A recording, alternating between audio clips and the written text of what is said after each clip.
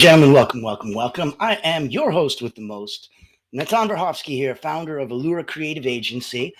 We proudly present this series that you're watching right now. This is Triumphant Tuesdays. Every day of the week is numbered and lettered and having a ball. On Triumphant Tuesday, today specifically, how to choose your avatar. And it's about who do you serve and how do you serve them. And it's so key and it's so important. So we're going to get into that in a minute. And that's where the topic is really going to come into play. I'm going to put some contact info in the chat. So if you wanted to reach out, if you wanted to have some time, if you want to go through any of these things, by all means, let me know where we're coming from. And if you don't know who I am, I'll take 30 seconds and introduce myself. I've been an elite energy coach for about 30 years. I started back with Cirque du Soleil acrobats, Olympians, national sports teams. I played with peak performance at the highest level for about 30 years, had about 15,000 people come through my hands, wrote a couple best-selling books, and then COVID hit. And I didn't want to come online and make cat videos like everybody else. So I was focusing instead on creating a private, invitation-only, not-for-profit educational community. And we started off as the Essential Academy back in June 2020. And then a couple of years later, we moved the model over to more of an agency where we could really help our clients even further, get their message out, get one-on-ones, build private, paid, and free communities, really explore ecosystems, not just funnels and tunnels and very elementary type things. So I'll put my contact in later on if you'd like to say hi, and we can chat either as an energy coach or as an agency owner. I'd love to speak to you if you are a coach, a healer, a therapist, financial advisor, or even another agency owner. We love to collaborate and co-brand and white label, and the tide raises all boats. So there's so many ways to play. Now, in one of the first strategy sessions that I have with new clients, one of the very first things we cover is your avatar. Who do you serve? How do you serve them? Because if you're, I'll give you a sports example. If you're a athlete that runs down a narrow pathway and it bounces and it's a reef floor. So let's say you're a power tumbler and you're doing round off back handsprings and going doom down the fast track. If your first move, your round off, is just 1 degree off, how far do you think you're going to be able to make it before you fall off the platform? Maybe 10, maybe 20 feet. Depends how fast you're going, because everything gets amplified the faster you go. So that 1 degree off from dead center is enough to get you possibly injured, and definitely a very low score. It's no different where we are here. I work with people that have been doing what they've been doing for decades and are now scratching their head and examining, going, damn it, I never asked at the beginning, who do I serve and how do I serve them? I just had a client come on in and become a client. And I go, I guess that's who I serve. And I guess this is how I serve them. Okay, dokie. And then let's wash, rinse, and repeat that for the last 25 years. And those people aren't necessarily happy, because part of asking who do you serve and how do you serve them, we'll pop those other 2 big questions in there. Do you like how you make your money? Do you like how you spend your time? Those are the 2 questions coming from me wearing my energy coaching hat. Who do you serve and how do you serve is me wearing my coaching hat. So we're able to come in and play with both, because as any human being, you bring all your experiences with you anyway. That's part of how wisdom happens. So where we want to look at today, let's start the party off. Imagine you're stepping into a video game. You got to choose your avatar. But it isn't just about appearance. It's going to define your purpose, your mission, the people you're here to impact. What would you choose and why? So important to not rush. These are foundational, fundamental questions that need to be answered. And they need to ring true to you. They need to ring true to your potential client. They need to resonate at that beautiful frequency of abundance, but at the same time, the way that has a ring of truth to it, that expression, it's the resonance. And it completely hits you and then does something. Like sometimes you'll hear a note and you'll get, your arm hairs, goosebumps and stuff. That's because it does something to you. It's got a note over here. You internally are resonating over here at this frequency. When it hits and connects, you get a new one. That's the power of your words. That's the power of your frequency. That's the power of your voice. So in that, we want to make sure that we're going to tie it into your personal branding, tie it in as a representation of your purpose and your identity in the world, because it's got to go far beyond the surface. And of course, we need to relate it to your services. So the avatar is a lot of how you serve others. And if we're looking at how you serve them, might be almost easier than who you serve. Because there was a couple exercises going around the internet, and God bless them, they're not wrong. It's just they're not useful in the way that I need them to be. So maybe they were great for somebody else, and God bless them, but for me, no. And I'll tell you what it was. It was that notion going around that I need to understand my client to a level like maybe his partner does. Hopes, dreams, wishes, thoughts, fears, ambitions. And I'm like, you sell life insurance. What are you talking about? Like, you don't need to understand them to that level. Maybe it'll help you. Great. Do you think it'll help them? You need to be categorically clear on who you are and what you do, and then be unflinchingly clear on what genuine benefit that has to your client. Because they're looking at it through selfish, self-serving, what's in it for me glasses. We all are. That's how it works. And the clearer you can speak to that, and the more succinct you can make your messaging, the faster and easier that person can go, yeah, sounds right, Bill. It's exactly what I need. And you also want it to come that way because it sounds much closer to, it was their initiative. You want inception to occur on their end, not yours. Even if you trigger it, even if you craft it, even if you curate it. Yes, no kidding, that's your job. But they're the one that are supposed to experience the aha moment. Holy crap, I need to work with Bill. That's them. You can't tell them, holy crap, you need to work with Bill. That doesn't work. So, who do you serve? Let's say you want to go down that exercise and be like, you know what? I'm a woman coach and I only work with other women coaches. I look for them to be 45 to 65 years old. I look for them to be well educated. I look for them to have chronic problems either with their weight or with their health. I'm looking for, and I'm like, I'm sorry, did you also want them to all be left-handed, wear a blue shirt, and then like green pants? Because as much as that exercise is a great exercise to figure out what's your ideal avatar look like and think and want and hope and wish, no, that does not relate to what you do. And in no way, shape, or form will help you move the needle to get that client to go closer to, aha, you're right. I do need to speak with you, Bill. That's where you're trying to get to. And everything you do has to lead to that. And everything you do that isn't correct detracts from that. So now you're going astray. And once again, got to take your efforts to get back on target. That's the danger. That's why we want the message to be clear from day one. So when we get to who we serve, look at it in terms of LinkedIn Sales Navigator. I mean, can I search for women? Can I search for people that are 45? Can I search for people that are left-handed? Can I search for no. So then why on earth are people being told to make their avatars with those questions? I can't find those. As an agency, if you want me to find you women that are 40 to 45 years old, what filter would I use?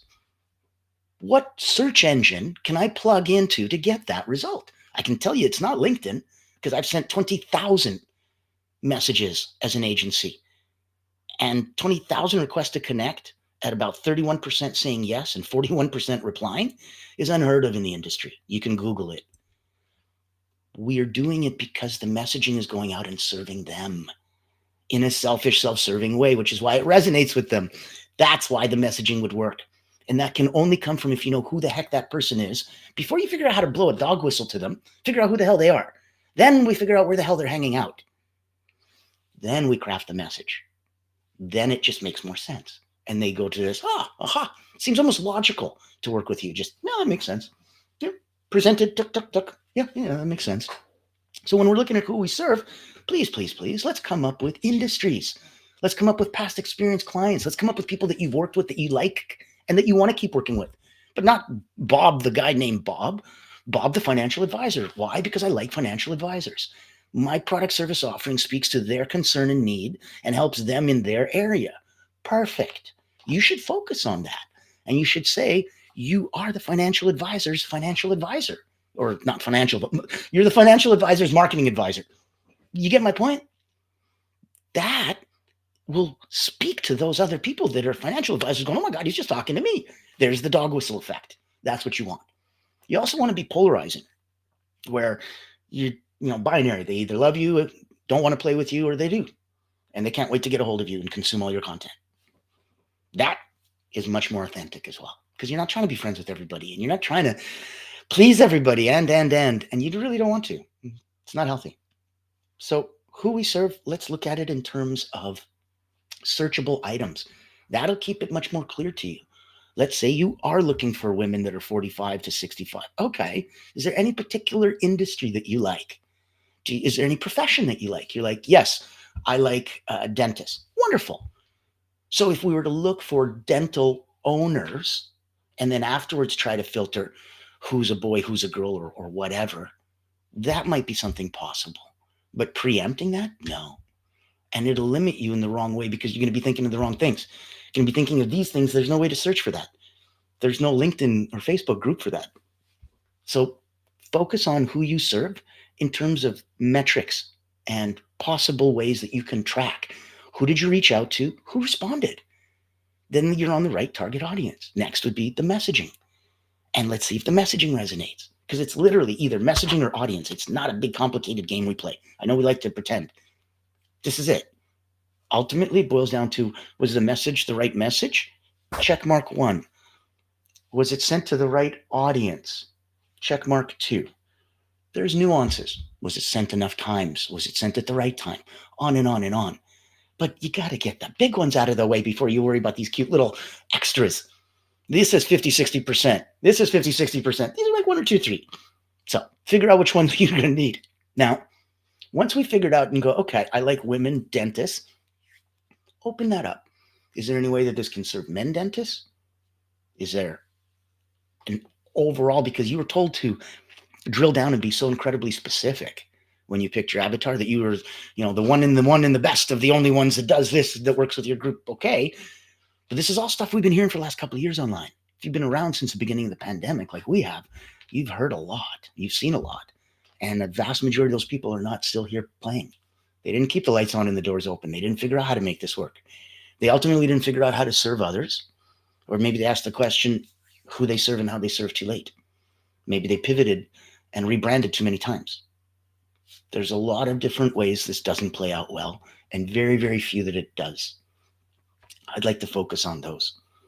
So if we can focus on, let's say we're looking for dentists, and we've not even narrowed it down to women anymore. We're just good with dentists. But you're looking for senior dentists. You don't want the 22-year-old dental person. Your product service offering helps the more mature dentist owner, because it'll help them get more growth in their business, help them retire, maybe plan it out and succession, those kind of things. So that's no problem. We can click on seniority. We can look at time and role.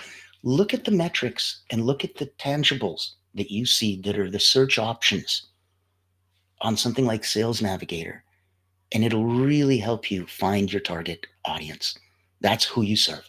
Find those, click those. When you see the search results on the side, you start going from 23 million, and then all of a sudden it says 2,300, you're in a sweet spot.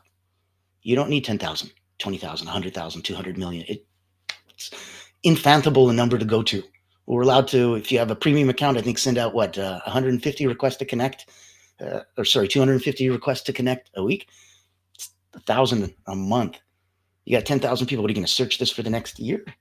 Come on now. That's why we need a smaller, more tangible amount. And that's when we'll know if we're doing it right. We don't need to take 10 months to go, whoops, wrong message, whoops, wrong audience, whoops, both. We need to be fast. If we fail fast. And if it works, we double down. And that's part of the strength and part of the logic. That's where this comes from. So we figured out who we serve. We looked at our variables. We know what that is. Now we got to take a look at how we serve them. And of course, we can look at how we did serve them in the past. We can look at what worked, what we didn't work.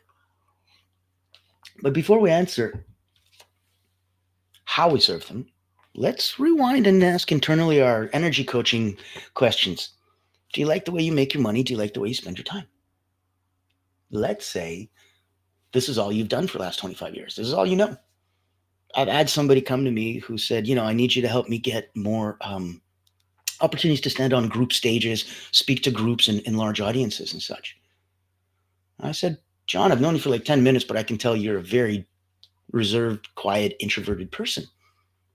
Do you change on stage somehow? Or are you just like, I got to ask you why? And he's like, it's all I know. It's all I've done. It's all I was told that you can do. I said, well, no, you can just have private practice. You never need to be on stage. You could never even speak to people. You can just write books if you want, like make courses. So many ways to play. Many ways online to make money as there is offline. Same thing. And he was just never exposed to that. So when I asked him deeper, let's explore this now.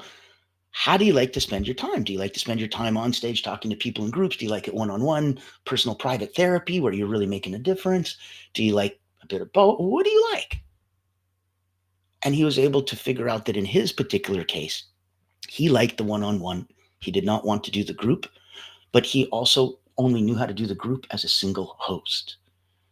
In our world at Allura Creative Agency, we put on these events for leadership roundtables, financial fireside chat, health, wealth, vitality forums, you name it.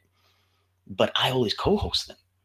So somebody introducing you and your offer instead of you introducing yourself and pitching your offer is a huge difference, especially when you're looking at C-suite executives, leaders, and such.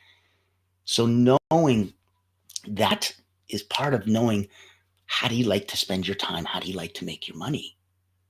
If you don't mind being in a group setting, as long as the spotlight isn't 100% on you, as long as you're not the one presenting, let's say I am, and you only speak for a little bit, then that might be a sweet spot for you. So knowing that that's how you like to spend your time, now let's go to how do you like to spend your, how you like to spend your money is your own business. Let's talk about how you like to make your money. Some people like to make it in group. Some people like to make it one-on-one. Some people like to make it in courses and book sales, memberships to their paid community. You name it. There's lots of ways. Heck, someone might be an influencer and get enough following on YouTube and monetize that. It's happened before once or twice. So if we're looking at how do you like to make your money, you need to be very specific. Because how you like to make your money, and you say, I like to do one-on-one coaching, and I'd like to be paid this much for that. And I'd also then like to do some group coaching in my paid community, and I'll be paid this much for that. And those are the two ways that I want to make my money. I don't want to make my money any other way. Perfect. So if that's how you want to make your money, how do you want to spend your time? Some people want to spend their time promoting those two things. Other people want to say, no, I'll pay someone else to promote it. I exclusively want to spend my time doing those two things. And in the rest of the time, I golf. I'm with family. I paint. Whatever the heck you want to do. Bake sourdough. I don't care. I bake sourdough. So knowing that that's what's going on, that's the key motivator. Look at how you're spending your time. If that's how you like to spend it, match that with how you like to make your money. So now we know that you don't mind doing a co-hosted event. Otherwise, you prefer to be one-on-one. And we know that those are the two ways that you like to spend your time, and you're not going to do anything else. You're going to pay someone else to take care of all the other things needed in your business. And that's how you're going to make your money, and that's how you're going to spend your time. And now that we know that, let's back up to who you serve and how you serve them. Well, this pretty much answers how you serve them, doesn't it? That's the point of that exercise. How do you serve them? By either in group settings, at workshop webinars and leadership roundtable events, or privately as a coach in multi-month practice. That's it. And so that's what you'd be promoting. That's what you'd be offering. That's what you'd be able to figure out. So find your tribe. Find those 1,000 raving fans that could hear you speak here and then drive 3 hours to hear you speak at the next place and pay full price all over again. They would love to consume your content. Find a repository. Have someone build one. Reach out to me if you'd like. And know that in that space, everything is available for you. So here, I'll put contact info in the chat. Voila. And, you know what? We'll get fancy pants. So here, let's go into... We've got ticker tapes. Put up a little Q&A in the back if you'd like to stay, have some fun. Now, obviously, stay tuned for next streams. That is coming up tomorrow. We got Winning Wednesdays coming up tomorrow. It's going to be epic. I've got the wonderful Tim Malone with me. He's going to be talking about the secrets of listening. Epic conversation. You absolutely want to be there. Join us. If I can help you or anyone that you know in our context, we're here as a not-for-profit. So we're here to help pick those people up that need a brighter light shined on them in their messaging. They're not just here to sell some crap. They're here to do some good, to help, to heal. Those are the people we'd love to be introduced. If you know them, if we can help them, if we can serve, what a blessing. Thank you for joining us today. And in the meantime, oh man, we got Winning Wednesdays coming in. You've got some crazy stuff coming up for the rest of this week. Stay tuned. Join us. We have a free group, The Frequency of Abundance. That's literally what you type in, The Frequency of Abundance, under groups on LinkedIn. We have a small paid community if you'd like to join us over there. We go into deeper dives. We do one-on-ones. We have group work. The tide raises all boats. If you'd like to play with us and see if there's a way to create some of these incredible events and community things for you, my contact's in for the chat. Reach out to me. And if you're curious about a little energy coaching and you're at that peak performance level and you're already at 9 out of 10, and you're just curious how to get to like 9.1 or 9.2, that's my sweet spot. Reach out to me as well. Looking forward to saying hi. Talk soon. Thanks, everyone.